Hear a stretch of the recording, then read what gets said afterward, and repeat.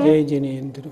भक्ता अमर स्तोत्र के अर्थ पढ़ाने की आज अंतिम कक्षा है। 46 काव्यों का अर्थ हमने आपको बता दिया। आज 47वें और अंतिम 48वें काव्य का अर्थ आज समझाया जाएगा। आइए उच्चारण प्रारंभ करते हैं। मत्त द्वीपेन्द्र मृगराज दवानलाहि,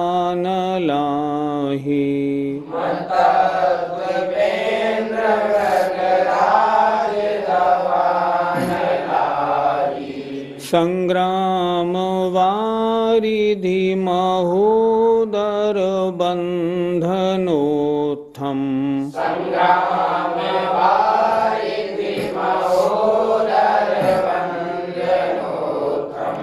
तस्यासु नाशमुपयाति भयं भीयेव,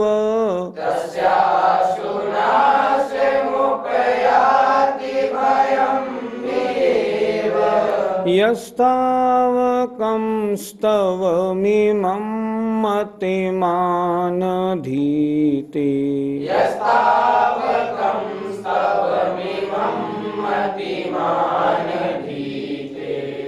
मत्त द्वीपेन्द्र मृगराज दवानलाहि,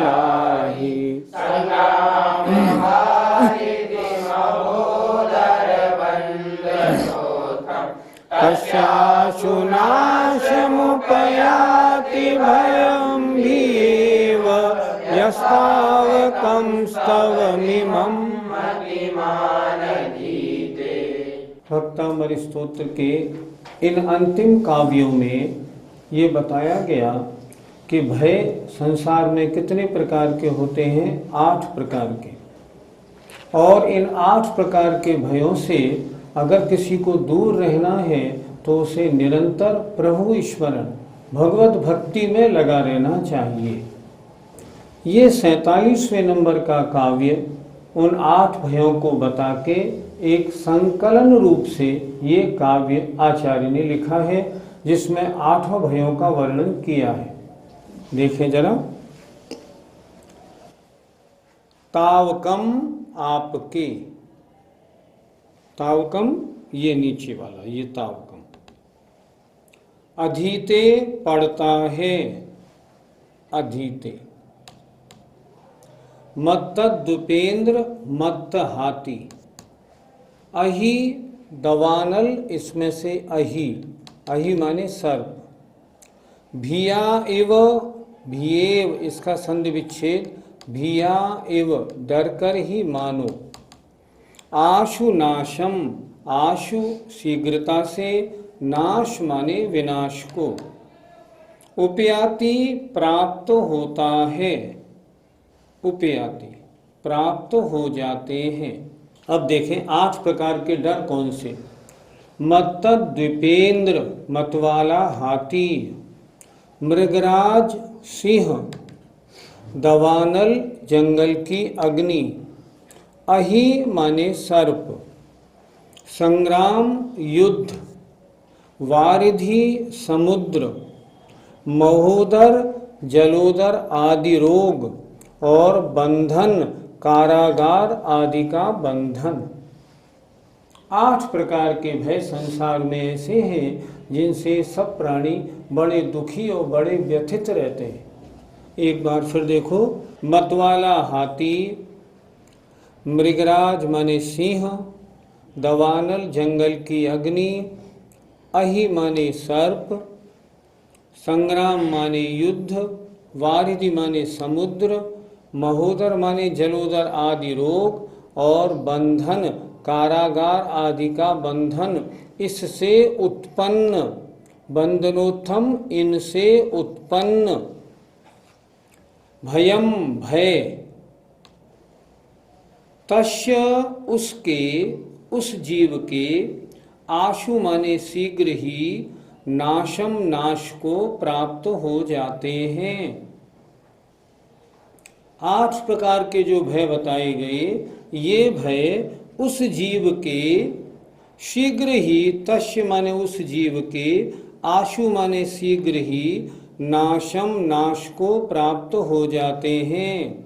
कैसे? भिया इव, डरकर ही मानो।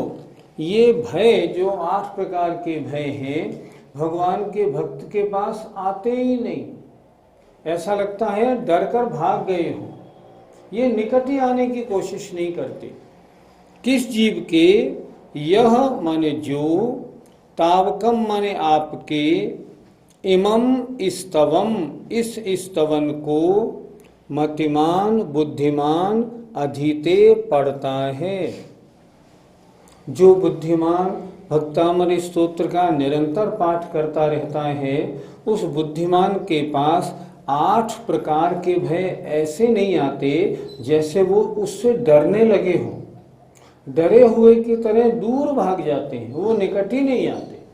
फिर एक बार देखें, यह तावकम, जो स्तावकम माने स्तवन करने वाला, तावकम माने आपके, जो आपके, इमम स्तवम इस स्तवन को, बुद्धिमान पढ़ता है, उसके, तस्य उसके, मतवाले हाथी, सिंह, अग्नि, सर्प, युद्ध, समुद्र और जलोदर आदि रोग और बंधन संबंधी डर, डरे हुए की तरह नाशम नाश को उपयाति प्राप्त हो जाते हैं।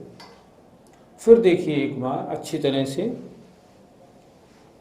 यह तावकम जो आपके, इमम स्तवम इस स्तवन को, बुद्धिमान पढ़ता है, उस बुद्धिमान के, तस्य माने उसके, ये 8 प्रकार के भय, हाथी संबंधी, सिंह संबंधी, अग्नि संबंधी, सर्प संबंधी, युद्ध, समुद्र, जलोदर आदि रोग और कारागार आदि बंधन से उत्पन्न डर, डरे हुए की तरह आशु माने शीघ्र ही नाश को प्राप्त हो जाते हैं।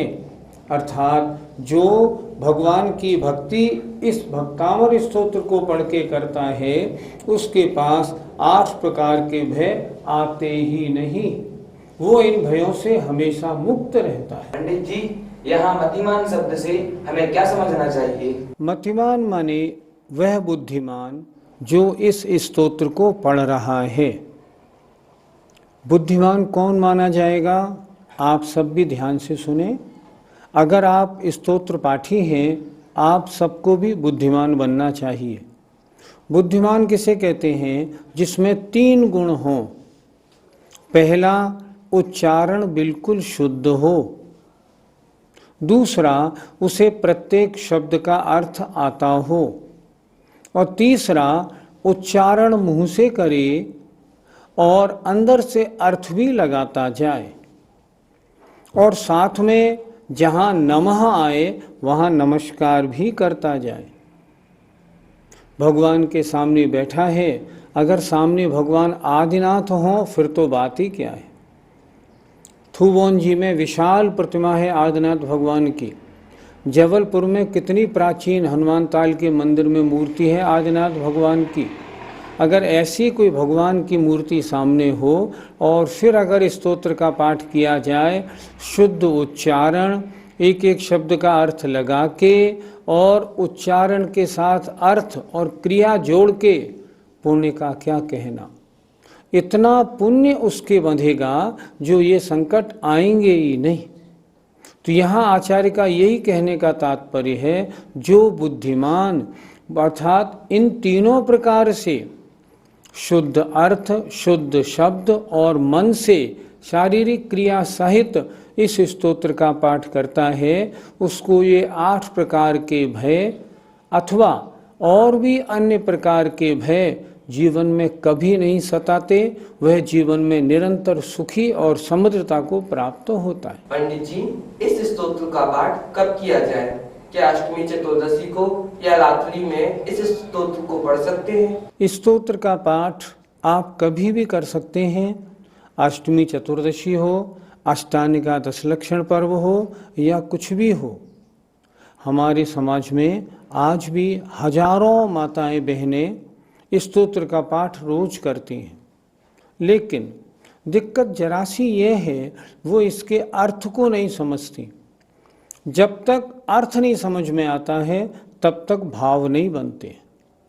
इसलिए इस स्तोत्र का पाठ कभी भी करें, कोई आपत्ति नहीं, लेकिन आवश्यक शुद्धि और स्थान की शुद्धि का ध्यान जरूर रखें। जहाँ जूते चप्पल रखे हों वहाँ स्तोत्र पाठ करना अच्छा नहीं मालूम पड़ता। वस्त्र आदि अशुद्ध हों, पलंग पे बैठ के अगर आप पाठ करेंगे उचित नहीं होगा, वो बिल्कुल उचित नहीं है। इसलिए वस्त्र आदि की शुद्धि और क्षेत्र की शुद्धि हो तो इस स्तोत्र का पाठ कभी भी किया जा सकता है, कोई भी आपत्ति नहीं है। पंडित जी, भियाएव शब्द से क्या लेना चाहिए? भियाएव का मतलब है डरे हुए की तरह, अर्थात ये डर उस व्यक्ति के पास जो भगवान के इस स्तोत्र का मन से पाठ करता है, पास आते ही नहीं। कहते ना, एक रंच मात्र भी पास आने की नहीं सोचते, डरे हुए रहते हैं। ये डर उससे डरे हुए रहते हैं, अर्थात दूर रहते हैं। इस स्तोत्र के पाठ करने वाले व्यक्ति को इन भयों से हमेशा मुक्ति रहती है। इसलिए लिखा भिया एव, ये डर डरे हुए की तरह उस स्तवन करने वाले के पास नहीं आते हैं। पंडित जी, क्या इन 8 प्रकार के भयों का ही निवारण होता है या अन्य का भी होता है? भय 8 प्रकार के नहीं, भय तो और भी हो सकते हैं। जैसे आप कार में जा रहे हैं तो एक्सीडेंट का डर, आपका ऑपरेशन हो रहा है तो मरण का डर। ऐसा नहीं हो कि हम ऑपरेशन के दौरान मर जाएं। ये भी हो सकता है मेरे पास गुजारे लायक जो संपत्ति है कहीं नष्ट नहीं हो जाए, कहीं चोर चुरा के नहीं ले जाएं। डर बहुत तरह के हो सकते हैं, लेकिन ये डर किसको सताते हैं? जिसके पास पुण्य की कमी होती है, जिसको पाप का उदय है, ये डर उसे ही सताते हैं। और भगवान के स्तोत्र का पाठ करने वाला पुण्यशाली होता है। पहली बात, सम्यक दृष्टि जीव है, और सम्यक दृष्टि जीव को डर डर जैसे लगते नहीं। पुण्य उदय होने के कारण उसके पास डर आते नहीं। इसलिए किसी भी प्रकार का कोई भी डर हो, वह सम्यक दृष्टि वास्तव में निशंक रहता हुआ निडर होता है और बाहर की ये आपत्तियां आती नहीं, इसलिए भी भय से रहित होता है। ये इसका तात्पर्य। अब अंतिम काव्य की बारी है। आइए अंतिम 48वें काव्य के अर्थ पर अब दृष्टि करते हैं। पहले उच्चारण। सृजं तव जिनेन्द्र गुणैर्निबद्धाम्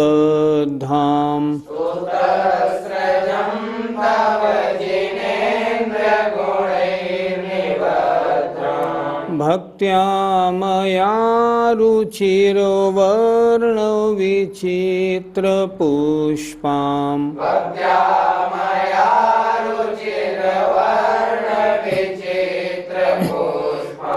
धत्ते जनो याइह कंठगतामजस्रम्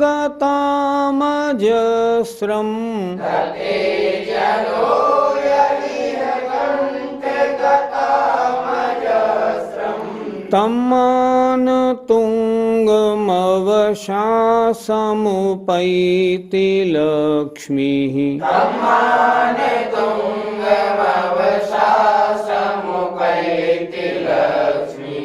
स्तुतस्रजं तव जिनेन्द्र गुणैर्निबद्धम् भक्त्या मया रुचिर्वर्ण विचित्र पुष्प रक्ति जनो यकण्ठगतामजस्रं तम्मान तुंगमवसा समुपैति लक्ष्मी। भक्तामर स्तोत्र का आज सुखपूर्वक समापन हम लोग कर रहे हैं। अंतिम काव्य है, इसके अर्थ को देखते हैं। पहले कड़े शब्द देखें। निबद्धाम रची गई, निबद्धाम। रुचिर वर्ण सुंदर वर्ण रूपी। स्तोत्र सृजम, स्तोत्र सजम स्तोत्र रूपी माला को। अजस्रम हमेशा, अजस्रम हमेशा निरंतर। कंठगताम धत्ते, कंठगताम धत्ते कंठ में धारण करता है। देखें जरा ध्यान से। स्तोत्र सृजम स्तोत्र रूपी माला को। तव माने आपके, हे जिनेन्द्र गुणों से गूंथी गई। अर्थात हे जिनेन्द्र, हे भगवान, आपके गुणों से गूंथी गई, रची गई इस स्तोत्र रूपी माला को। माला को, इस भक्तामर स्तोत्र को। मया मेरे द्वारा, मैंने भक्त्या भक्ति से, रुचिर माने सुंदर, वर्ण रूपी तरह तरह के पुष्पों से गूंथा है। माला तरह तरह के फूलों से बनाई जाती है। मैंने ये जो स्तोत्र रचा है, इस स्तोत्र में मैंने क्या किया कि तरह तरह के रुचिर सुंदर वर्णों का प्रयोग किया है। हमने देखा भी, आचार्य ने बड़े सुंदर सुंदर शब्दों का प्रयोग किया है। तो कह रहे हैं, हे जिनेन्द्र आपके गुणों से गूंथी गई। मैंने इस स्तोत्र में क्या किया है, आपके गुणों का ही तो वर्णन किया है कि भगवान आप हैं कैसे। आपके गुणों से गूंथी गई इस स्तोत्र रूपी माला को मैंने सुंदर वर्ण रूपी तरह तरह के पुष्पों से गूंथा है। भक्ति के कारण मैंने इसको बनाया है। नीचे देखें। यह माने जो, जनो माने मनुष्य, जो जीव, इह माने इस लोक में, अजस्रम निरंतर, इसको कंठगताम अपने कंठ में धारण करता है। माला गले में पहनी जाती है, तो इस स्तोत्र को हम गले में कैसे पहने? हम गले में ऐसे पहने। पहले तो इसको याद करें और फिर निरंतर इसका उच्चारण करें, स्मरण करें, चिंतन करें। इसका मतलब गले में धारण करना।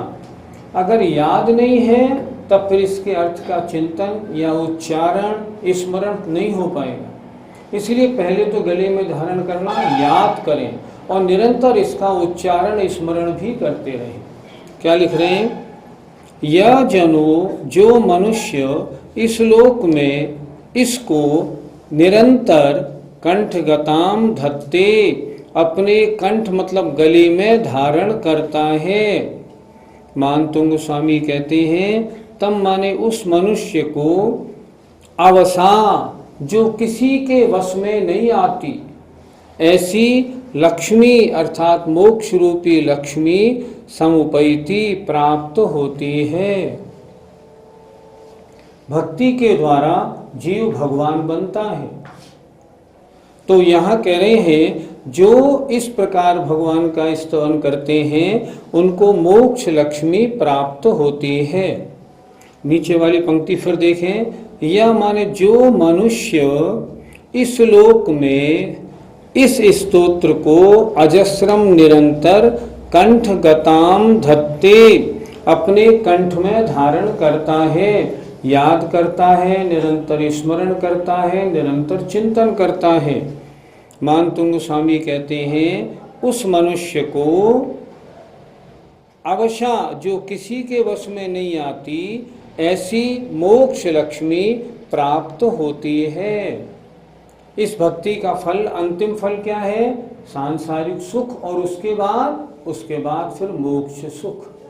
तो स्तोत्र पाठ करने वालों को वह मोक्ष लक्ष्मी प्राप्त होती है। एक बार और देख लें। हे जिनेंद्र, आपके गुणों से गूंथी गई इस स्तोत्र रूपी माला को मैंने सुंदर वर्ण रूपी विचित्र पुष्पों से गूंथा है। बड़ी भक्ति पूर्वक मैंने इसको गूंथा है। यह जनो, जो पुरुष इह श्लोक में इस स्तोत्र को निरंतर कंठगताम धत्ते, अपने कंठ में धारण करता है, उसे, तम माने उसे, जो किसी के वश में नहीं आती, ऐसी मोक्ष लक्ष्मी प्राप्त होती है। आचार्य मानतुंग स्वामी ने कितना सुंदर अंतिम काव्य लिखा है। उपदेश या आदेश भी मान लें या वास्तविकता का परिचय भी मान लें। हमें उन्होंने क्या बताया? निरंतर इस स्तोत्र का पाठ करते रहना, ताकि सांसारिक सुख और परंपरा से मोक्ष प्राप्त हो। और उन्होंने अपना जो भक्ति भाव भी इसमें दिखाया, वो भी दिखा दिया कि स्तोत्र पढ़ने का फल क्या होता है।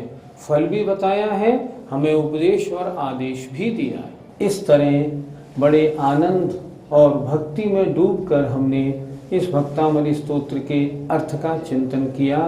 हमें उम्मीद है पाठशाला पारस चैनल वालों ने जो ये पाठशाला कार्यक्रम आपको दिखाया और जो ये भक्तामृत स्तोत्र का अर्थ आपको पढ़ाने की बातचीत की, हम पारस चैनल वालों को भी धन्यवाद देते हैं कि उन्होंने ये पुरुषार्थ, ये उपक्रम किया। ये सब कार्यक्रम कहाँ संपन्न हुआ? ये श्री दिगंबर जैन श्रमण संस्कृति संस्थान सांगानेर में है, जिसको आचार्य विद्यासागर जी महाराज का और पूज्य मुनि पुंगव सुधा सागर जी महाराज का आशीर्वाद प्राप्त है। उसके आशीर्वाद से हम सब कुछ करते हैं। हमारे यहाँ 150 बच्चे अध्ययन करते हैं। हम बच्चों से कोई चार्ज नहीं लेते और उन बच्चों को धार्मिक अध्ययन कराते हैं। हमारे यहाँ आपको भी अगर अपने बच्चों को धार्मिक रूप से संस्कारित बनाना हो तो हमारे यहाँ भर्ती कराइए, ज़रूर हमारे यहाँ भेजिए। एक पिता अपने बच्चे को अपनी धन संपत्ति तो दे जाता है, पर अगर आपने धार्मिक रूप से संस्कारित नहीं किया तो धन संपत्ति आपकी व्यर्थ हो जाती है। इसलिए संपत्ति तो देनी ही है, संस्कार और भी दीजिए। आप सबसे नम्र निवेदन, जो भक्तामृत स्तोत्र का अर्थ आपने अभी इस पाठशाला में पढ़ा है, समझा है ना, आप इसको छोड़िए मत, नहीं तो आप भूल जाएंगे। अब क्या करें? आप निरंतर इसके अर्थ का चिंतन करते रहें। भक्तामृत स्तोत्र के अर्थ की किताबें विभिन्न स्टॉलों पे मिलती हैं। जहाँ भी महाराजों का चातुर्मास होता है वहाँ वो किताबें अवेलेबल होती हैं, वहाँ से आप ले लें और भक्तामृत स्तोत्र के अर्थ का अच्छी प्रकार एक एक शब्द का अर्थ समझ लें। जब भी इसका पाठ करें ना, तब अर्थ सहित शुद्ध उच्चारण सहित करें, आपको बहुत अच्छा फल मिलेगा। सबको सुख समृद्धि की प्राप्ति हो, सभी में बुद्धि और संस्कार बढ़े, संसार से वैराग्य भी बढ़े, भगवान की भक्ति की महिमा भी आए। इसी भावना के साथ हम विदा लेते हैं। जय जिनेंद्र।